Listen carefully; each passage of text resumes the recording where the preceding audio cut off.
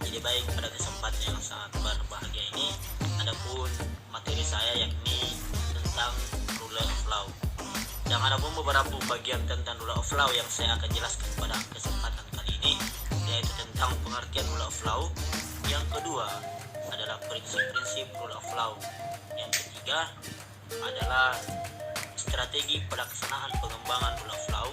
Yang keempat adalah kesimpulan, dan yang kelima adalah syarat.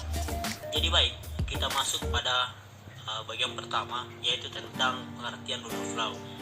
Rule of law merupakan suatu doktrin hukum yang mulai muncul pada abad ke-19. Kehadiran rule of law boleh disebut sebagai reaksi dan koreksi terhadap negara absolut atau kekuasaan di tangan penguasa yang telah berkembang sebelumnya. Adapun pengertian secara formal, yakni rule of law diartikan sebagai kekuasaan hukum yang terorganisasi seperti negara. Selanjutnya, pengertian secara hakiki atau materi. Rule of law terkait dengan penegakan rule of law karena menyangkut ukuran hukum yang baik dan buruk. Rule of law terkait erat dengan keadilan, sehingga rule of law harus menjamin keadilan yang dirasakan oleh masyarakat. Rule of law merupakan suatu legalisme, sehingga mengandung gagasan bahwa keadilan dapat dilayani melalui pembuatan sistem peraturan dan prosedur yang bersifat objektif, tidak memihak, tidak personal, dan otonom. Selanjutnya, yang kedua, yaitu prinsip-prinsip rule of law. Prinsip rule of law terbagi menjadi dua, yaitu secara formal dan secara hakiki. Jadi kita bahas dulu secara formal. Indonesia, prinsip-prinsip rule of law secara formal tertera dalam pembukaan Undang-Undang Dasar 1945 yang menyatakan: 1. Bahwa kemerdekaan itu adalah hak segala bangsa karena tidak sesuai dengan peri kemanusiaan dan peri keadilan. Kedua, kemerdekaan Indonesia yang merdeka, bersatu, berdaulat, adil, dan makmur. Yang ketiga, untuk memajukan kesejahteraan umum dan keadilan sosial. Yang keempat, disusunlah kemerdekaan kebangsaan Indonesia itu dalam suatu undang-undang dasar negara Indonesia. 5. Kemanusiaan yang adil dan beradab. 6. Serta dengan mewujudkan suatu keadilan sosial bagi seluruh rakyat Indonesia. Selanjutnya, prinsip-prinsip rule of law secara hakiki.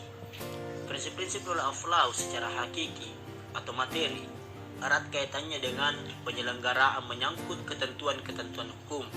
Karena bersifat legalisme, maka mengandung gagasan bahwa keadilan dapat dilayani dengan pembuatan sistem peraturan dan prosedur yang sengaja, bersifat objektif, tidak memihak, tidak personal, dan otonom. Selanjutnya kita masuk pada pembahasan ketiga, yaitu strategi pelaksanaan atau pengembangan rule of law. Agar pelaksanaan rule of law bisa berjalan dengan yang diharapkan, maka yang pertama, keberhasilan rule of law harus didasarkan pada corak masyarakat hukum yang bersangkutan dan kepribadian masing-masing setiap bangsa. Yang kedua, rule of law yang merupakan institusi sosial harus didasarkan pada budaya yang tumbuh dan berkembang pada bangsa. Yang ketiga, rule of law sebagai suatu legalisme yang memuat wawasan sosial gagasan tentang hubungan antara manusia, masyarakat, dan negara harus ditegaskan secara adil, juga memihak pada keadilan.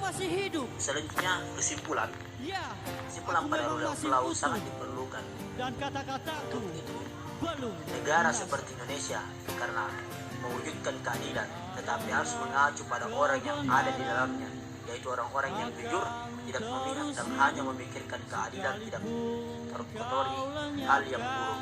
Ada tidaknya rule of law pada suatu negara ditentukan oleh kenyataan apakah rakyat menikmati keadilan dalam arti perlakuan adil baik sesama warga negara maupun pemerintah. Yang kelima, adapun saran saya tentang rule of law. Sebagai warga negara Indonesia, kita tetap harus menjunjung tinggi rasa keadilan agar tercipta negara yang harmonis dengan tetap menegakkan pengembangannya sesuai dengan prinsip-prinsip yang telah termuat dalam pasal Undang-Undang Dasar 1945. Jadi sampai di sini materi tentang rule of law yang sempat saya bawakan. Terima kasih banyak. Wassalamualaikum warahmatullahi wabarakatuh.